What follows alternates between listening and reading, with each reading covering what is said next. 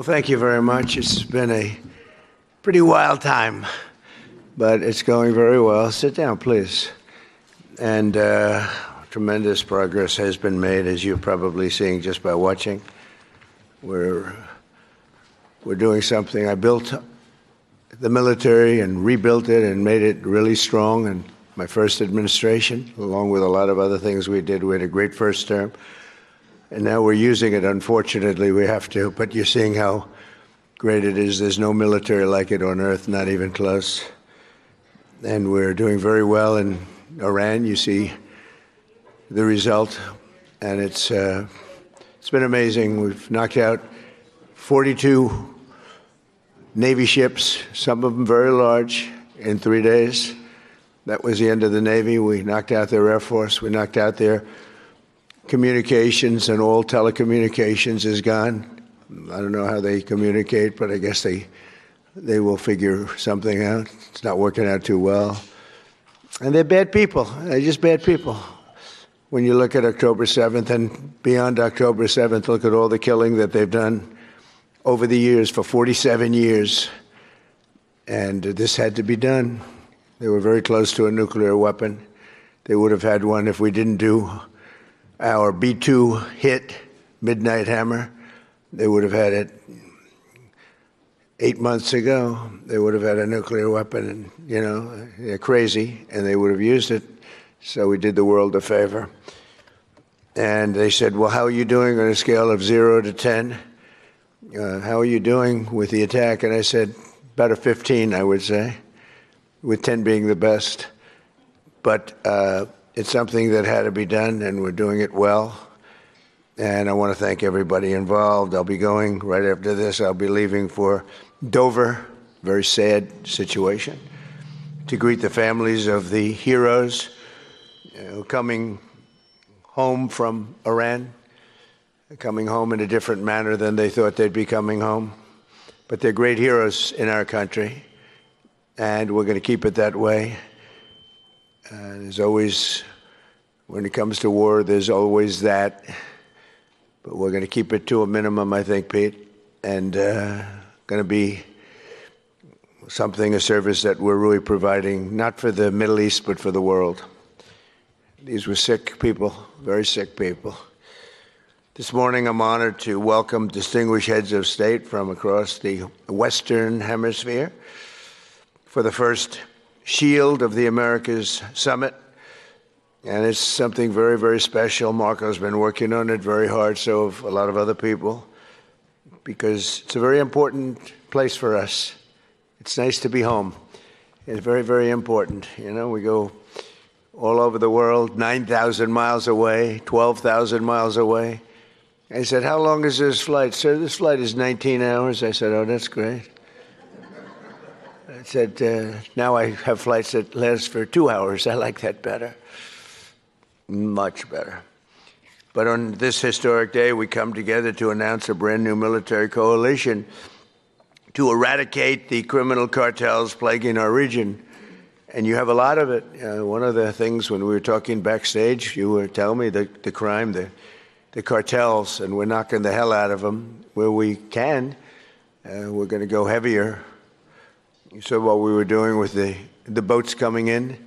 The boats, there's not a lot of people coming in by boats anymore. We knocked down drugs coming in by sea. Drugs coming in through water is down 96%. We're trying to find out who the other 4% are, because I think they're the bravest people in the world. Either that or they don't watch television, right?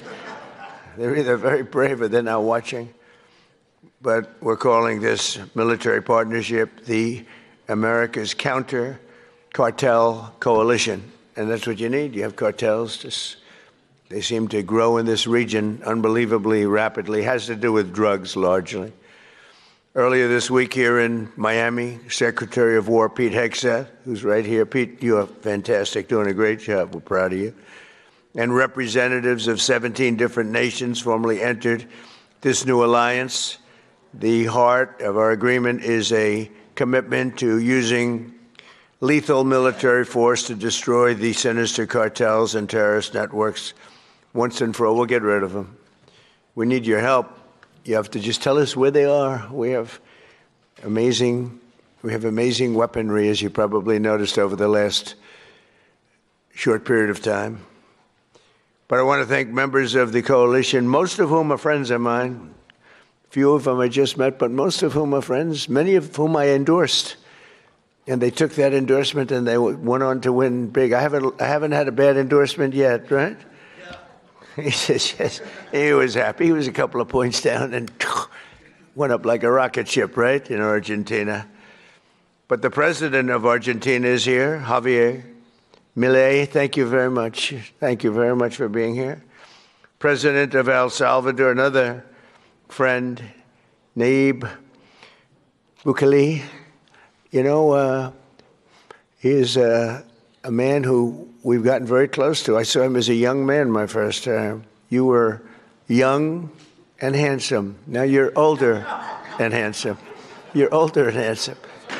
But he runs a good operation. That's all I care about, right? When I first saw him, I said, he's too young. And then I saw the job he did. I said, well, I guess he's not too young, because I was young and did well. But you've been a great president, and we appreciate the relationship very much. President of Paraguay, Santiago Peña, thank you very much. Thank you very much. President of Ecuador, Danielle Noboa. Danielle, thank you. Thank you, Danielle. President of Panama, I love that canal.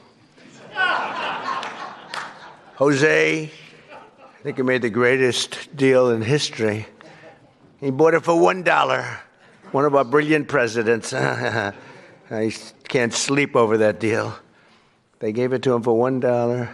Jose Raul Molino, whereas, you know, you made one of the greatest real estate deals in history.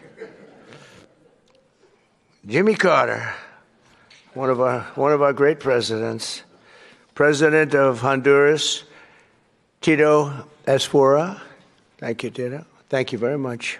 Great to see you the other day. President of Guyana, Irfan Ali. Thank you. President of Bolivia, Rodrigo Paz. Thank you very much. Great people.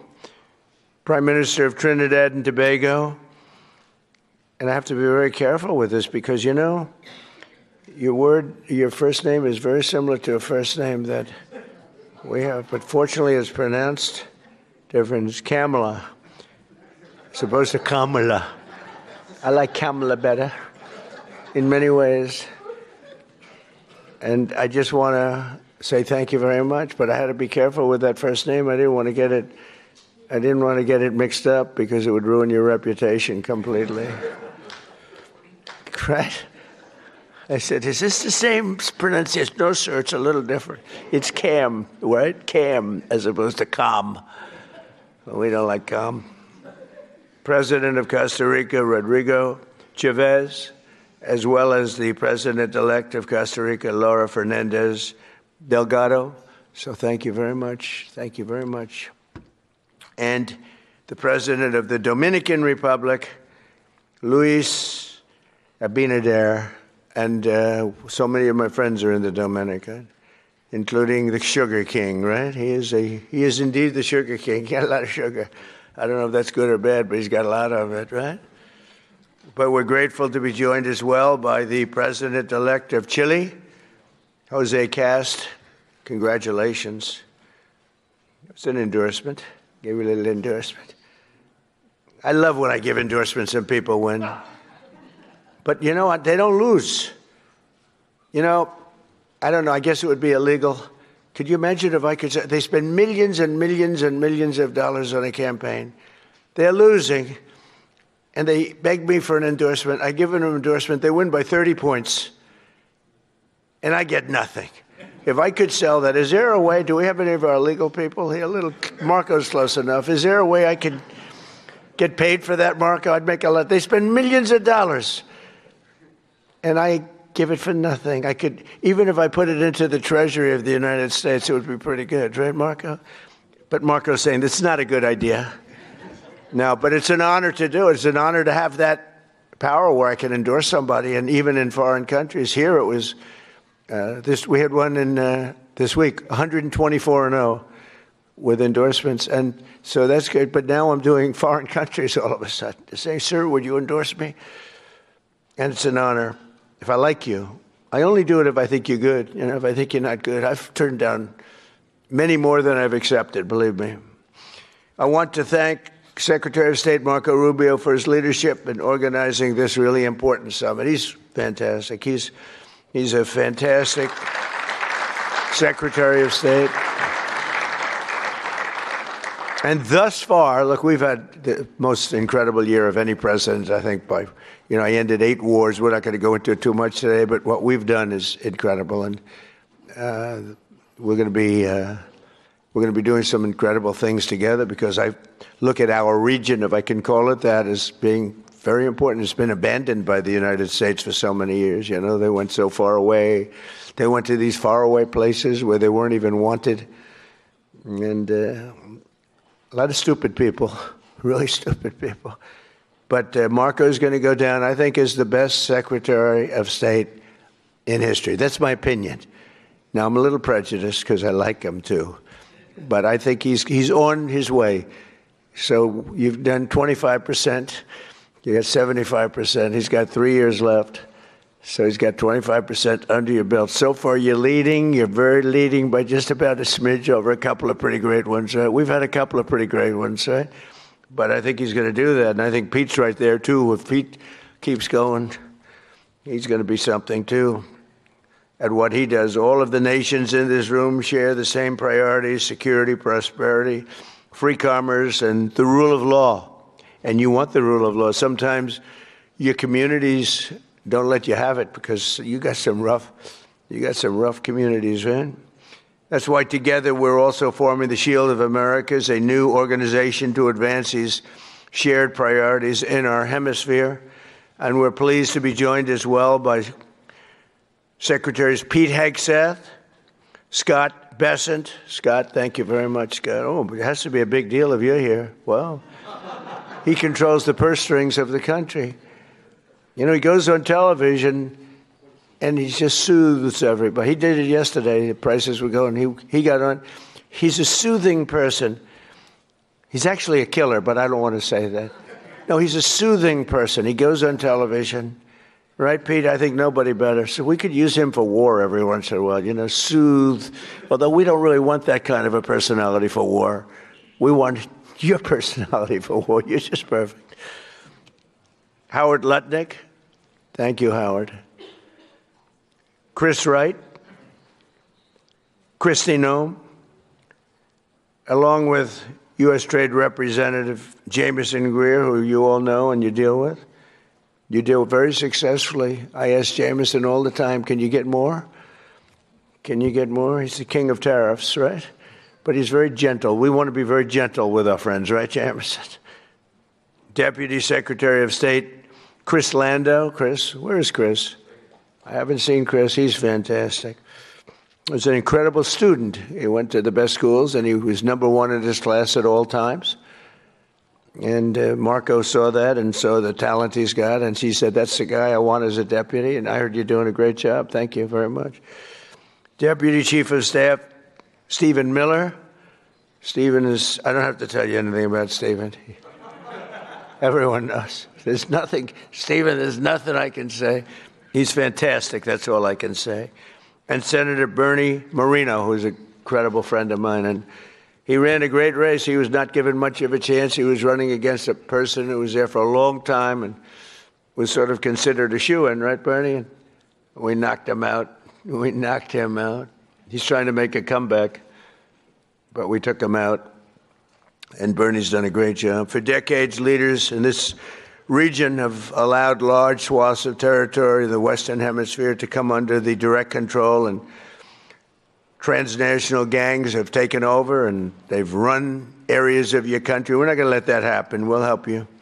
And bloodthirsty cartels that impose their will through murder, torture, extortion, drug trafficking, bribery, and terror. And some of you are in danger. I mean, you're actually in danger. It's hard to believe. But we're working with you to do whatever we have to do. We'll use missiles. If you want us to use a missile, they're extremely accurate. Boom, right into the living room. That's the end of that cartel person. But we'll do whatever you need if you want. A lot of countries don't want to do that. They say, oh, sure, I'd rather not have that. I'd rather not have that. I believe they could be spoken to. I don't think so. Many of them don't want, and that's okay, too. You're going to do you. But if you need help, you're going to let us know, okay? Many of the cartels have developed sophisticated military operations, highly sophisticated. In some cases, they say they're more powerful than the military in the country. We can't have that. These brutal criminal organizations pose an unacceptable threat to national security, and they provide a dangerous gateway for foreign adversaries in our region. And we don't want them near our country either. We don't want them to come in. They're cancer, you know. They're cancer, and we don't want it spreading. We have a very strong border. You know, we have a border now where for 9 months, 0 people have been able to come through. It's hard to believe, actually, because we went from 25 million people coming in over the Sleepy Joe Biden, one of the worst presidents in history of the world. He was the worst president in the history of our country. We've had some pretty bad ones. Recently, we've had some pretty bad ones, but he's the worst. But he would go down as one of the worst in the world. I'm going to up his category now. It's horrible what he did. And what he didn't do was probably worse than what he did. Every leader here today is united in the conviction that we cannot and will not tolerate the lawlessness in our hemisphere any longer. The only way to defeat these enemies is by unleashing the power of our militaries. We have to use our military. You have to use your military. You can't fight these people with, and you have great police. You have some great police, but they threaten your police. They scare your police. You're going to use your military. In many cases, our forces have already been working closely with yours, and the United States looks forward to deepening and expanding that cooperation in the months ahead. And it's so good that we got to know so many of you. I mean, we're so many. And I'd love to get to your countries at some point. Marco loves going to your countries. He's always at one of these countries. He likes your countries the best, okay? You know, where are you? I'm in Chile. Oh, good. How's Chile doing? Good. He likes it. He feels very calm. We all like him, right? It helps. He's got a language. He's got a language advantage over me because I'm not learning your damn language. I don't have time. I was okay with languages, but I'm not going to spend time learning your language. That much I won't do. Just give me a good interpreter. Interpreter, very important. And I know if somebody's good. I may not speak the language, but I know I had an interpreter recently that wasn't good, talking to a very strong person from a different part of the world. And I could tell, even though I don't speak the language, I could tell the interpreter was not good. When you go,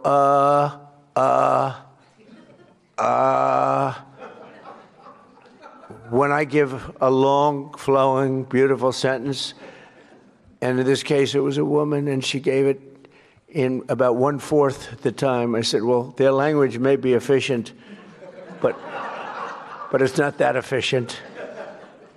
And I could also tell when I have great interpreters. Interpreters are very important. You know, you have a bad interpreter. You think you're doing well? Boy, did I do a good job talking to this one or that. Was I great when I spoke to Putin today? Was I great when I spoke to President Xi? Was I great? But if the interpreter isn't speaking right, or is weak, or is ineffective, or is just not good, or not interpreting your words correctly, in one case we had an interpreter who, when she disagreed with what we were saying, she actually changed it. We considered her a foreign minister, right? But no, the interpreter is, I talk about it all the time. Interpreters are really important. When you don't speak the language, they don't speak the language. People have no idea. People have no idea how valuable, and I'm on them all the time, people have no idea how valuable a good interpreter is. But over the last year, the world has witnessed the supreme power of the United States. We're the most powerful military country in the world. Again, I rebuilt it I spent so much time rebuilding it, over $1 trillion, and now we just had another budget. We may be going to $1.5 trillion. We're building a thing called a battleship, like in the old days, remember? we have a Secretary of the Navy, and he suggested, I've always said, why don't we have battleships anymore, shooting big bullets instead of, $3 million rockets? And they said, well, sir, we just don't have them. Nobody could give me the answer, but we're actually building 10 of them. And I said, you remember the old ones you'd see Victory at Sea, remember Victory at Sea? And you'd see these ships going through those waves like the waves were nothing, although the waves are pretty powerful. They knock out a lot of territory, but you'd see these incredible, they're pieces of art. Beautiful, most beautiful, the big battleships of the 1940s, right? Power. I said, well, would we ever want to bring them back? Because we have some of them. They're museums and other things. And they said, sir, the new ship is 100 times more powerful than what we were looking at with those guns in front. Amazing, right? 100 times. I said, you sure it's not maybe 90 times? 100 times more powerful. And we're building 10 of them. Not to use them. We don't want to use them, but by having them, nobody's going to play games. So, just good to have them. We don't want to use them. They'll say, oh, he's very militaristic. I'm the one that ended 8 wars. I'm the one that, and we have another one coming, I think. The easiest was that, and that was just, and as you would understand this, the hatred between Putin and his counterpart is so great, okay? It's so great that, Ukraine, Russia, you'd think there'd be a little bit of camaraderie. There's not. And the hatred is so great, it's very hard for them to get there. It's very, very hard to get there. So we'll see what happens. But we've been close a lot of times, and one or the other would back out. But we're losing, they're losing. It doesn't really affect us very much because we've got an ocean separating. I'm doing it as a favor to Europe, and I'm doing it as a favor to life because they're losing 25,000 souls. Think of that every month. 25,000. Last month, 31,000, both sides, 31,000 people died, mostly soldiers. So I have an ability to get those things done, to bring people together, and I did great with so many. India, Pakistan, that was going to be a disaster. I was raging for a number of days. I did that through trade. I used tariffs and trade, and it was amazing. But we did amazing. One was 32 years, one was 34, and one was 37 years, and we got it done very quickly. And we'll get this one done too. But the hatred is hatred's an amazing thing. People do bad things, and people don't get things done when the hatred is too great. That's a lot of it. Just as we formed a coalition to eradicate ISIS in the Middle East, we must now do the same thing to eradicate the cartels at home. So we did eradicate ISIS. Now, during the 4 years, we had a rigged election. You probably read about it, probably heard something. So it gave me 4 years to contemplate and to stage my comeback. I staged big comeback. They say it was a comeback. I didn't think it was a comeback because I had the people on my side. So I didn't view it as a comeback. But they did everything possible during that 4 years. They're crooked politicians, dirty cops. They're dirty cops. They did everything possible to make it impossible for me to win. And I won in a landslide. But during that period of time, I learned a lot. And I learned how you people, and I saw it so badly, how you're suffering with what's happening with the crime in the region. And I said, if we ever come back, we're going to eradicate that crime. And I'm going to work with you. And if you want, we're going to do it. We can do it pretty easily. As part of our commitment to countering the cartel presence in our region, we must recognize the epicenter of cartel violence is Mexico. The Mexican cartels are fueling and orchestrating much of the bloodshed and chaos in this hemisphere, and the United States government will do whatever is necessary to defend our national security and to protect the safety of the American people. No, look, it's coming through Mexico. And I like the president very much. She's a very good person. got a beautiful voice, a beautiful woman, but a beautiful voice. President, President, President. I said, let me eradicate the cartels. No, no, no, please, President.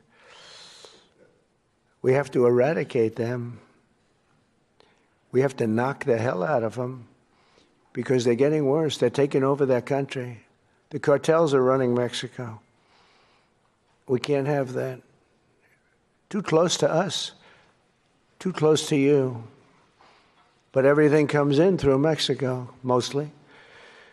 At the same time, all of us must recommit to ensuring that law and order within our own nations, and that includes showing zero tolerance for the gang activity, tremendous gang activity in Venezuela.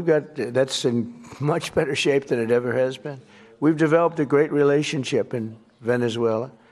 The savages who murder and rape with impunity must be permanently removed from society. We must not allow our criminal justice systems to be corrupted so that they protect these criminals and animals at the expense of your people.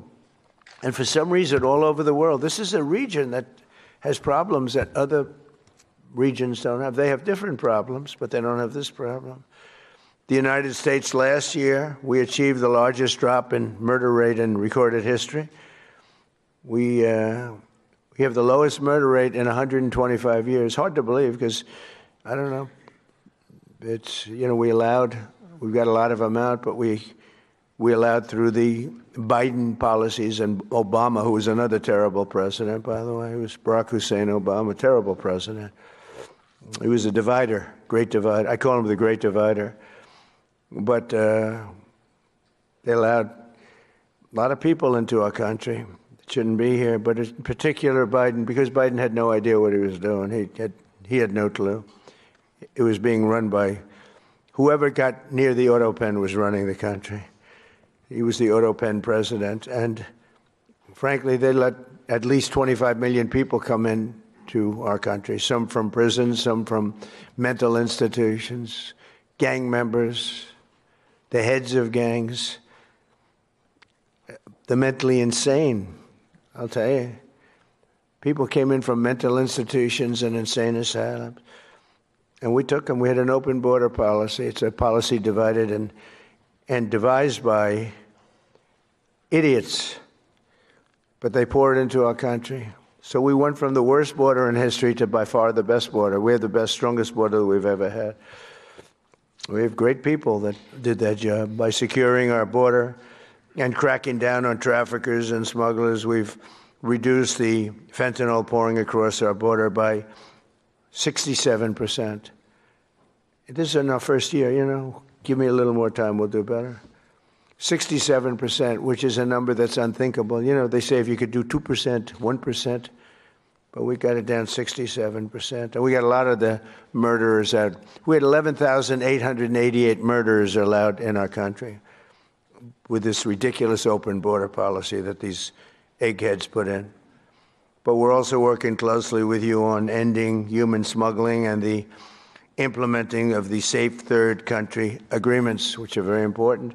In January, America's armed forces also ended the reign of one of the biggest cartel kingpins of all, with the Operation Absolute Resolve to bring outlaw dictator Nicolas Maduro to justice in a precision raid that nobody's ever seen anything like it. This was in a very powerful military base, fort, and they went in and they took him out and they got him out, and people couldn't believe it. They couldn't believe it. We were right into the heart and took him out.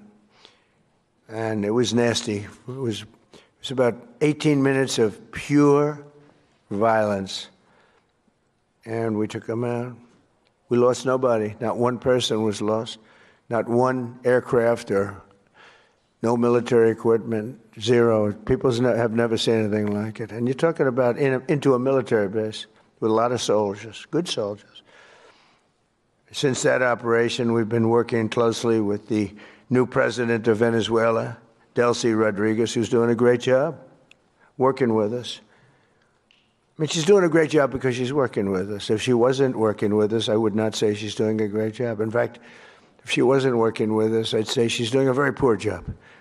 Unacceptable.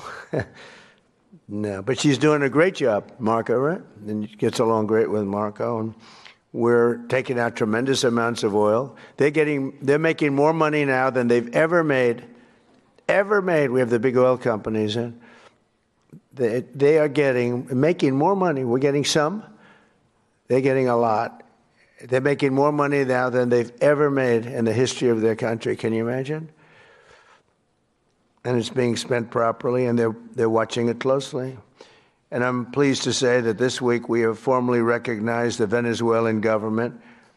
We've actually legally recognized them. We have also just reached a historic gold deal.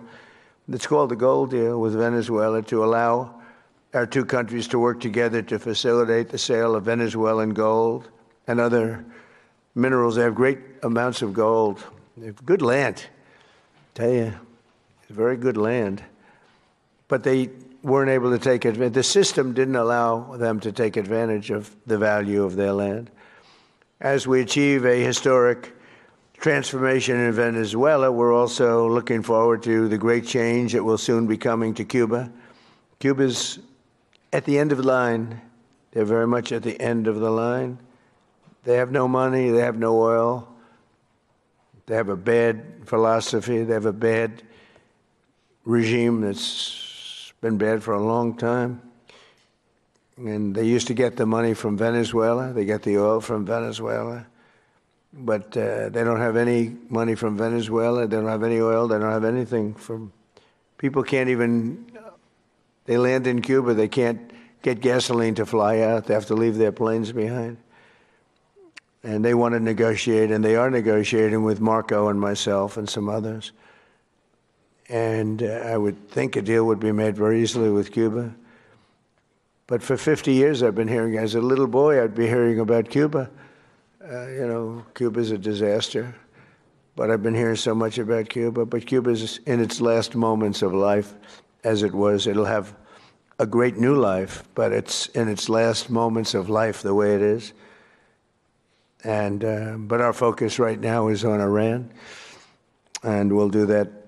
I would say, what will you do? Take about 2 days off, Marco? No, he won't. Maybe an hour. He'll take 1 hour off, and then he'll finish up a deal on Cuba. That'll be an easy one. But it'll be the entire region that we're doing that. Many of you have come today, and they say, I hope you can take care of Cuba, because you've had problems with Cuba, right? You mentioned. I was surprised. But 4 of you said, actually, could you do us a favor? Take care of Cuba. I'll take care of it, okay?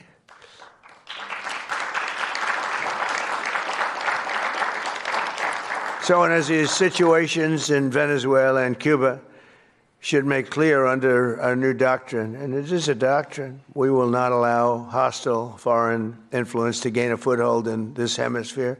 That includes the Panama Canal, which we talked about. We're not going to allow it. And together we'll protect our sovereignty, our security, and our cherished freedom and independence. And just in finishing up, the nations gathered here today are filled with unlimited potential. You have tremendous potential. It's a great part of the world.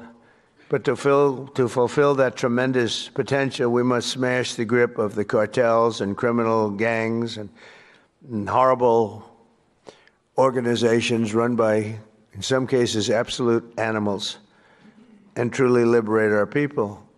And some people are afraid to do it because they've gotten such a foothold. But I think you can get out of that, and we'll work with you if you need. With the courage and resolve of the leaders in this room, great leaders, will make our nation safer, stronger, richer, and more successful than ever before. So I want to thank you all very much for coming. I look forward to the incredible progress that's soon to come. You're going to see some incredible things. And now I'd like to ask Secretary Rubio and Secretary Hegseth to say a few words, and then I'll sign a proclamation formally launching the America's Counter-Cartel Coalition, which is what it is. It's a counter-cartel coalition. And thank you all for being here very much. Appreciate it. Thank you.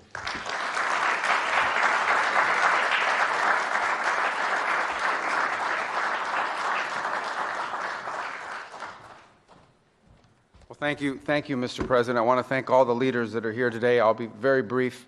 First of all, Mr. President, thank you for making this region a priority. We've had successive American presidents say that the Western Hemisphere is going to be a priority, and they never do it. And the president has made it a personal priority. He's also a president of action. It's why I believe he will go down as the most historic figure, one of the most historic figures in American history, and certainly of the last 100 years, because of what he has been able to do and is doing right now with the Western Hemisphere. Thank you for your bold leadership. It's an honor to be able to serve in your administration. And, Mr. President, 2 points I want to make. The first is we have a lot of allies around the world, and we are grateful for our allies. And the countries represented here today, all 12 of the leaders here, are allies. But they're more than allies. They're friends. At a time when we have learned that oftentimes an ally, when you need them, maybe may not be there for you, these are countries that have been there for us, and these are leaders that are not just allies, they are friends, and they are always willing to work and cooperate with the United States, and we're grateful to them. And as you said, Mr. President, these are also countries with extraordinary potential. Some are fulfilling it, some are well on their way to fulfilling it, and this is important. We want to be a partner with you in that. We want the world to see that when you are a friend and an ally of the United States, it is a good thing. It's reciprocated. It comes back the other way as well. And so the fact the President is here today and making this a priority is so critical. If I may, because some of these cameras cover in Spanish. You all right about it? Oh, good. Please. We don't need an interpreter for this one. Quiero darle las gracias. I think I'm a good interpreter. You'll find out in a second. But las gracias a los países que están aquí hoy. Estos países, primero, el presidente ha hecho esta región una prioridad en su administración. Hay muchos presidentes que han dicho que lo van a hacer, pero él lo ha hecho y se lo agradecemos. Y muy agradecido a los 12 países que están aquí hoy. Estos son países que no solamente son aliados, son amigos. Son países que siempre responden cuando hay una necesidad y trabajan en conjunto con nosotros, y queda mucho por hacer. Estos son países que tienen una gran población, mucho potencial, y queremos ser sus socios en desarrollar a sus países, sus economías y su seguridad. Y le doy las gracias de verdad por estar aquí en el día de hoy con nosotros. Que Dios bendiga a todos esos países, a los Estados Unidos, y gracias como siempre por la cooperación. Seguiremos trabajando en conjunto y vamos a hacer cosas muy buenas, muy importantes para esta región, que van a hacer que en las generaciones futuras nos van a agradecer la labor que estamos haciendo en el momento de hoy. Thank you very much. Thank you. Is he better in Spanish or in English? I think he's better in Spanish. I mean, it's great. Pete, please. Thank you, sir. Mr. President, I only speak American. That's Well, Mr. President, it's an honor to be here and to establish in this hemisphere peace through strength. For far too long, our country's gaze was only on borders in far-flung places. Not our own border, not our own hemisphere, not the Western Hemisphere. President Trump has established the Trump corollary of the Monroe Doctrine, the Monroe Doctrine. And the War Department is implementing it as fast as we can. In fact, 2 days ago, Mr. President, we launched 18 countries were signatories to the America's Counter Cartel Coalition, ACCC, which is not just an organization that's going to hold conferences and release white papers. That's not what we exist to do. It's an action coalition of like-minded countries who are going to bring their capabilities to bear with American leadership at the forefront to ensure we attack and get after this cartel challenge, which for far too long we have accepted as some new normal in our own countries. President Trump and the American people rejected that in our own. We don't have to live with communities flooded with drugs or violence or cartels and gangs. We can seal our border, and we have to for our citizens. We share a hemisphere and geography. We share cultures, Western Christian civilization. We share these things together. We have to have the courage to defend it. And we have a commander-in-chief in our country who's set that compass heading. And at the War Department, we look forward to working with all of your countries and more that are not here to say, with our shared assets and our intelligence and our capabilities, with American leadership, we will go on offense against the cartels.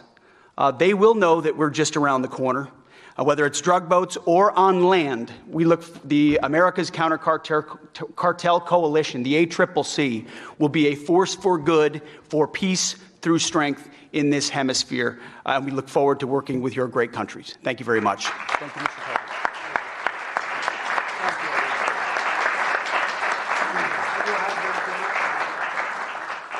Would you like to come up and surround?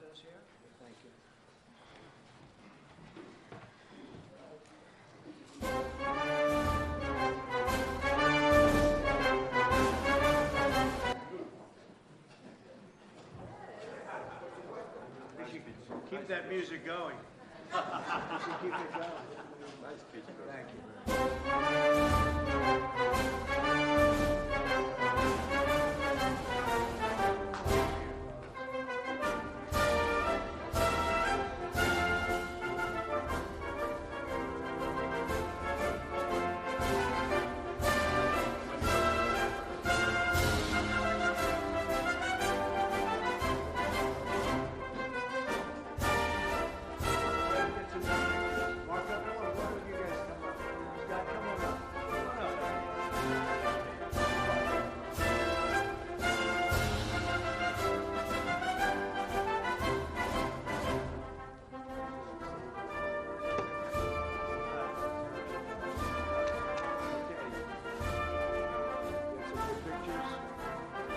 Deal, actually.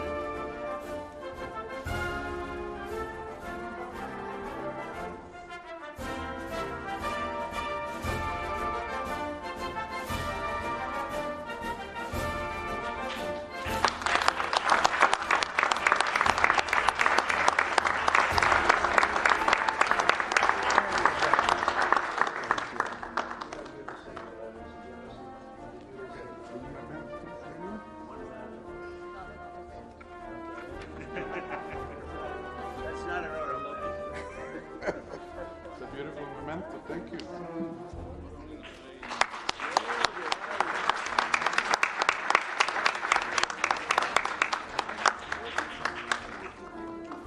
Thank you very much, everybody. Thank you.